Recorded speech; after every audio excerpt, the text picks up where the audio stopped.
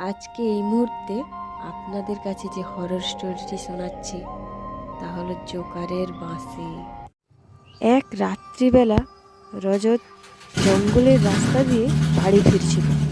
তখনই সে বলতে লাগলো, আজ পড়তে বাড়ি ফিরতে দেরি হয়ে গেল। রজত এ কি? নিজের হাত একটা ঘড়ির বেজে দিকে গেল? তাকালো আর আমি তো বুঝতেই পারলাম না। আর সে নিজের গাড়ির স্পিড দ্বিগুণ করে দিল।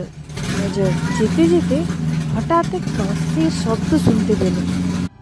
সে গাড়ি থামিয়ে দিল এবং সে বাঁশির আওয়াজটিকে ভালোভাবে শুনছিল।